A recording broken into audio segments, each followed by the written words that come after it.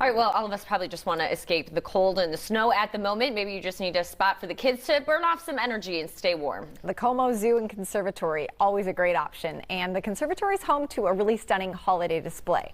Garden Guy Dale Kay is live at the conservatory this morning. He's got a look at the holiday flower show, all in white. Very cool.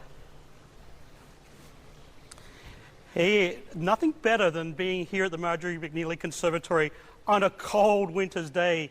And really, any day of the year is a great time to be here. They're open 365 days a year. So if you've got the family in town for the holidays, you can come here Christmas Eve, even come here Christmas Day. It changes actually 5 times all throughout the year seasonally. So if you're curious about horticulture, of course, if you want to see beautiful flowers, it's a great place to come. It's even a great place for maybe a romantic walk. The last time I was here, literally on this very spot, there was a young couple that came in. This guy got on his knees. I'm just like, oh my gosh, he's going to propose. And by geez, by crikey, he did.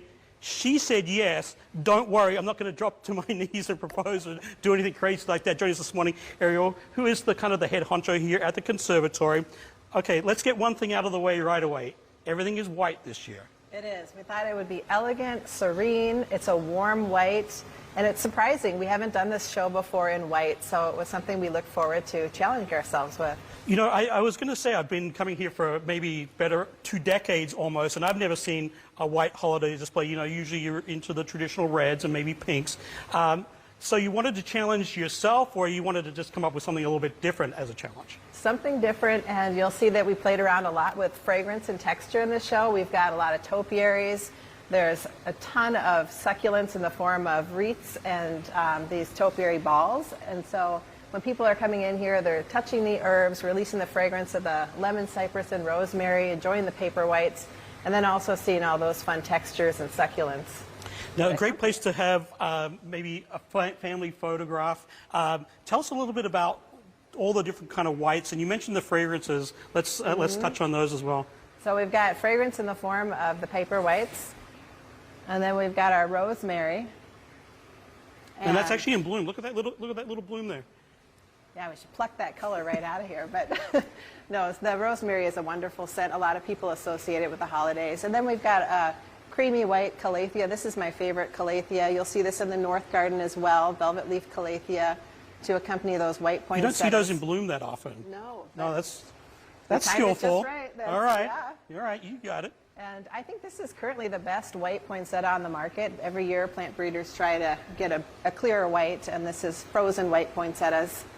Euphorbia glitz, Calendiva white calancho, and here's that Euphorbia topiary that we talked about. There's also some beautiful succulent wreaths that are hanging off our elevator boxes, so lots to see here when you come check out this show. It's going on through the 8th of January. You mentioned this little lemon cypress here. That one really has it's kind of a cool plant to have kind of inside your home, to have that kind of lemon fragrance. So when do you actually start growing all the poinsettias for the show? When do you start planting? Those arrive in the summer. They're typically here in 2 shipments, June and July, about 3 inches tall when we get them, and then we grow them on from there.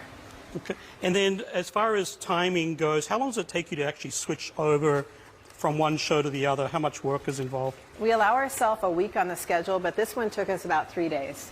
We add in a little other maintenance to the room, so in addition to replanting the flower show, we try to get any cleaning out of the way. So this year we drained the pool and swamped that out and made sure the fountain was in good shape before we refilled it. And what's been the reaction to the white, I guess? Most people are pretty happy with it. There are a few people that say, we've got enough white outside in Minnesota. Why'd you do that? We come here for color. And for those people, I want you to know it's all going to be back to beautiful color in January, but please bear with us. We try to please all the people, and it won't be all the time, so it's always changing. It's actually very, very peaceful. It's very tranquil, very peaceful, which I find quite calming at this time of the year. So Ariel mentioned this show does run through January 8th, mentioned that they're open all year round. The Marjorie McNeely Conservatory is a wonderful place to be, particularly in the holidays. And if you've got that family that's out of town, maybe they're from Florida and they don't have snow. Well, now you can have white indoors and you can have white outdoors. And before I send it back, photojournalist Chip Elmquist and I, we're having our little holiday favorite dish. It goes from way back. It's a little chicken and cheese sandwich. So that's what we're enjoying for our holiday feast. That's so right cute. now. I just wanted to get that in because I don't really eat them anymore. I kind of gave up on those, but That was unexpected. back to you.